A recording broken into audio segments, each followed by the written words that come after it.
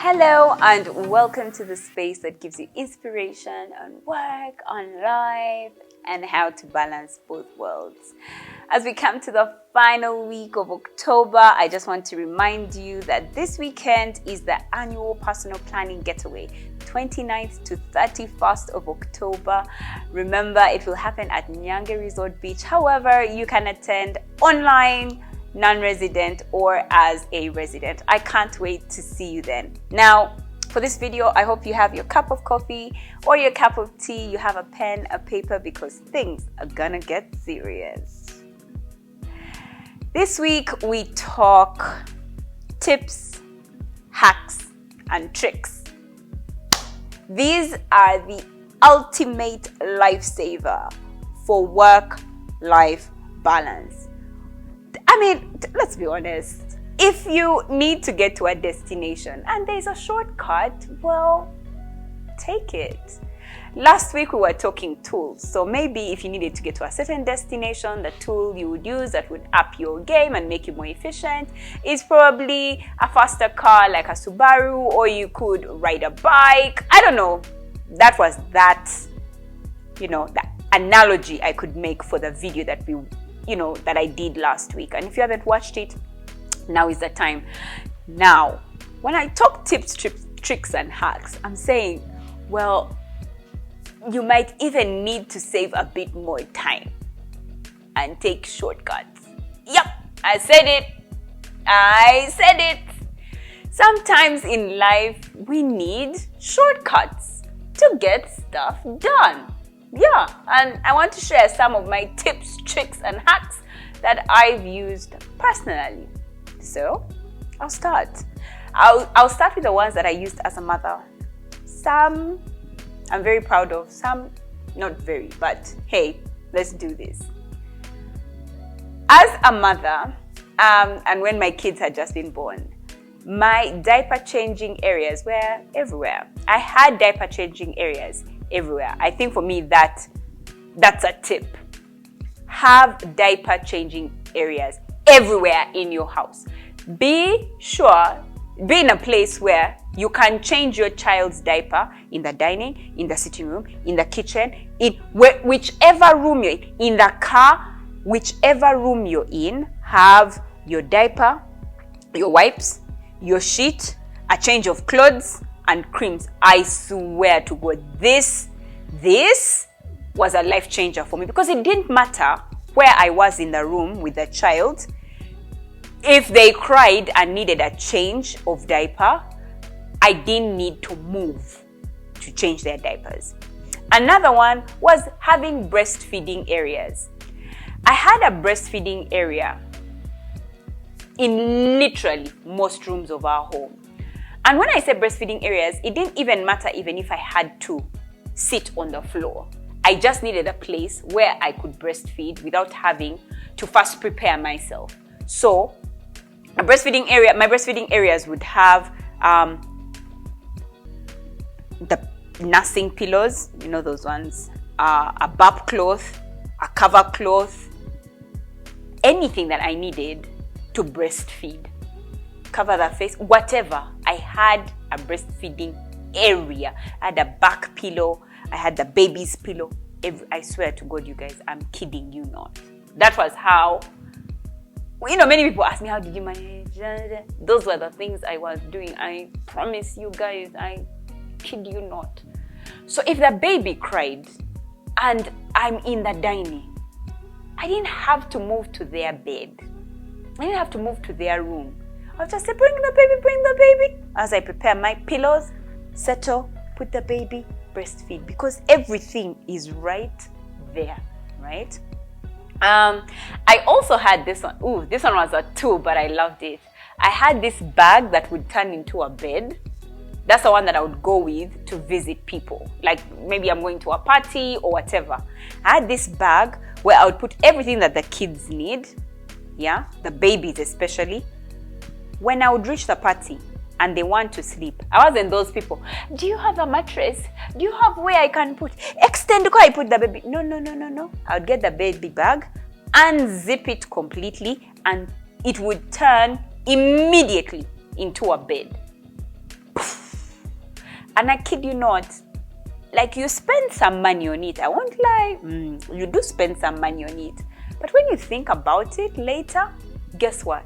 I could carry the babies in the bed, which was a baby bag that had all their diapers. So if I needed to change them, oh my God, guys. In fact, you know what? Let me find a link to that bag, because I still remember it was a life changer. Like, for me, that changed my children. It changed my motherhood game. So I'll leave a link to a bag that is similar or to the same exact bag for you to see exactly what I mean. And then I also had lists. Guys, that bag that I've just talked about, it had a list. Every time I needed to travel, I would just get into the bag, open up, and then it would show me what I needed to have inside that bag. So that I'm not thinking, we need to reduce the amount of time we take thinking on things which are peripheral. Like, we need to think about important things. We need to think, yeah? So I'm there thinking about the bab cloth and also the diapers, and also, no. The list was very clear. I would remove the list and check, do I have this? Because we're going to travel, we're going to church, right? Okay. So do I have 2 diapers? No, I have 1. Add a second diaper. Okay. 2 changes of clothes. Here. No, I don't have any change of clothes. Get the change of clothes, put them in there. Here, next. Ooh, wipes. My wipes. Yes, wipes are there. Do I have this? Everything was, because I had that list. And guys, I kid you not, our travel bags, like when we have to go on a trip, when we have to go somewhere, has a list. Blake and Bianca, as I speak, when you say you're going to travel, you're going to go somewhere, they ask, how many days? You tell them. After that, they pack on their own.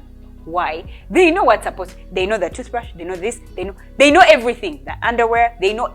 I don't have to be there. Go and check. Like, I don't check. And if they go and they left their towel, I'm like, well, you know what I'm saying? Anyway, now I was giving a parenting tip. So lists really, really help me. If we have a sleepover, if you have a hospital visit, if you have even a burial, if you have all of those, because burials are different. You have to go with hankies, you have to go with big clothes, you have to go with sweaters, you need to go with bed sheets, you need to go with a blanket, because you don't know where you're going to sleep.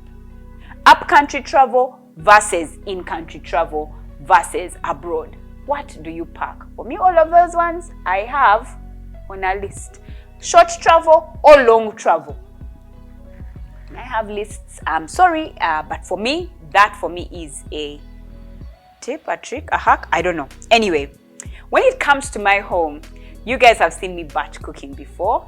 I batch cook, like batch cooking for me saved my life. Okay, so if you're wondering how that happens and how we know what we're supposed to eat, it's in our hot meal edition, right? So we already have it on our fridge. We know what's supposed to be eaten. We just need to get it out. Even Blake can get the dinner. He can prepare dinner. Bianca can prepare dinner. Why? As long as they can read and see, we are eating posho, beans, yams, and cassava. Ew, what a combo. Ew. Let me see. Matooke, beans, chapati, and chicken. That sounds good. As they'll just get into the fridge, they'll see what's labeled, chapati, chicken, whatever, put it out, defrost. They can prepare dinner, right?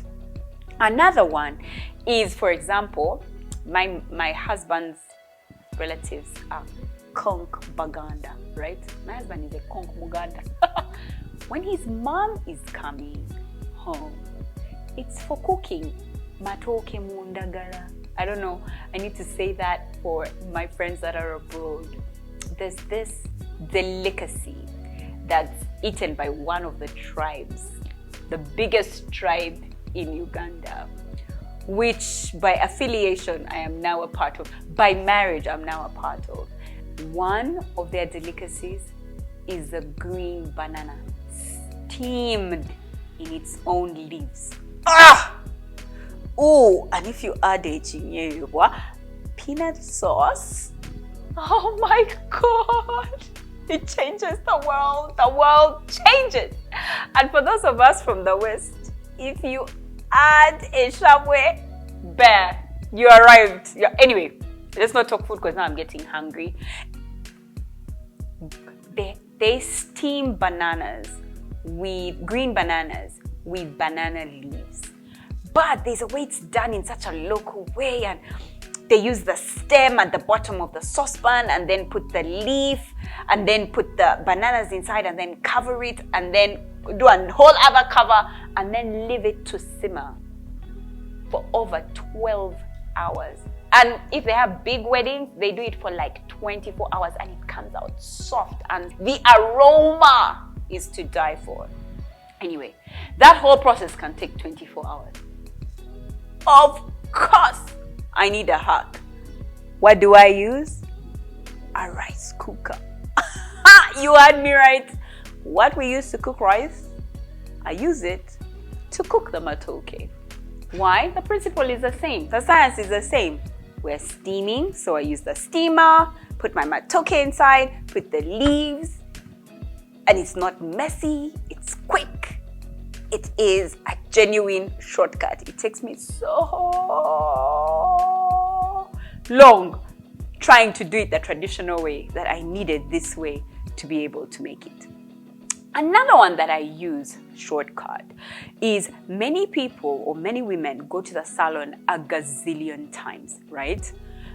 First you go to do your hair, then you go to do your nails, then before you know it, you have to go back and do your hair, then you go back and do your nails, then you do a massage, then you do a... My trick, my hack, get one day in the month when you do all of that. And if they can be in the same building, well and good, right?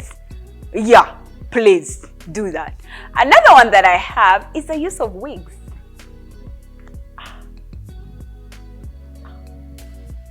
I now spend even less time going to the salon because I use wigs. And if you're to ask me, okay, so Manuela, you're using all of these shortcuts, to what end? And I'll say, the biggest reason you need tips, tricks, and hacks to get what you need to get done is so you save time and use that time for things that matter. Use that time to spend it with your children. Use that time to spend it with God. Use that time to spend it with your significant others, for friends. Use it for your hobbies. Gosh, yes. Use that time that you bought from those mundane activities to connect and to engage with the things and the people you love. I can't wait to see you at the annual personal planning getaway starting this Friday, 29th to 31st of October. Can't wait to see you also in November, because guess what? It's now just 2 months to the end of this year. Until next time, see you guys